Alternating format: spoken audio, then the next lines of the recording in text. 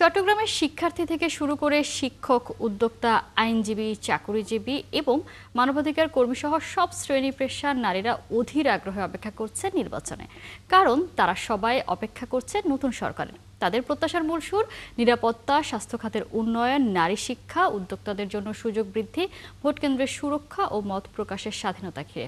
বিস্তারিত জানাচ্ছেন রাজীব বড়ুয়া। দেশের গণতান্ত্রিক প্রক্রিয়ার সবচেয়ে বড় উৎসব জাতীয় সংসদ নির্বাচনকে ঘিরে এবার নারীদের মধ্যেও দেখা যাচ্ছে বাড়তি উৎসাহ ও প্রত্যাশা।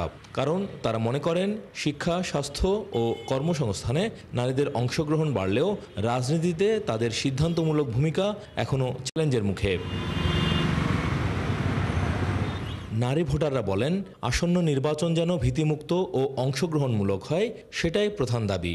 নারীদের অধিকার প্রতিষ্ঠা ও সহিংসতা দূর করতে কেবল আইন নয়, সামাজিক ও রাজনৈতিক সদিচ্ছা দরকার।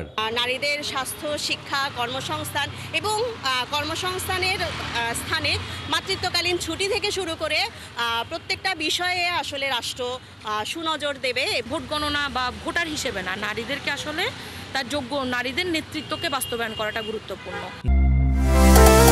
জীবনের ডাকে আমি সাড়া দেই, আমি থামি না।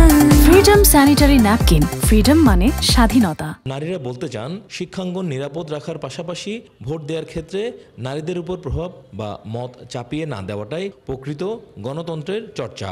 বাক স্বাধীনতা ও মুক্ত মত প্রকাশের ক্ষেত্রগুলো যেন আরও উন্মুক্ত হয়, যেন এই নির্বাচন হয়ে ওঠে সত্যিকার অর্থে গণতান্ত্রিক, অংশগ্রহণমূলক এবং নারী বান্ধব। সবাই মিলে যদি একটা সহাবস্থানের মধ্য দিয়ে আমরা একটা শান্তিপূর্ণ দেশ গঠন করতে পারি, যেখানে নারী কখনো নিরাপত্তাহীনতায় ভুগবে। বাংলাদেশের প্রেক্ষাপটে সাংস্কৃতিক অঙ্গনে নারীরা খুব স্বতঃস্ফূর্তভাবে নিরাপদ বোধ করবে, এরকম কর্মকাণ্ড করতে পারবে, সেই সংস্কৃতি কৃষ্টি ভালোবাসবে, সেরকম মুক্তমনা মানুষ যাতে নির্বাচিত হয়ে আসে। উদ্যোক্তা ও কর্মজীবী নারীরা বলেন, নারীদের বিষয়ে দৃষ্টিভঙ্গিটা বদলাতে হবে।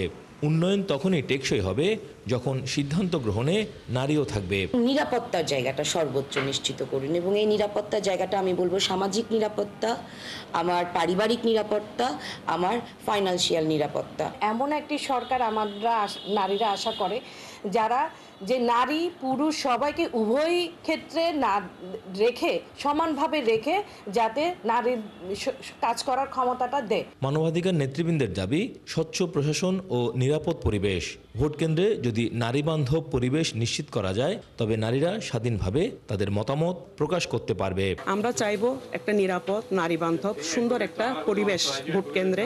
আমরা চাইবো প্রশাসনিক স্বচ্ছতা, এবং প্রশাসনিক স্বচ্ছতার পাশাপাশি আমরা চাইবো মানবাধিকার কর্মীদের নিয়োগ করা, যেন একটা স্বচ্ছ সুন্দর নির্বাচন অনুষ্ঠিত হতে পারে। চট্টগ্রামের 16টি সংসদীয় আসনে 66,68,518 জন ভোটারের মধ্যে নারী ভোটার রয়েছেন 32,19,917 জন।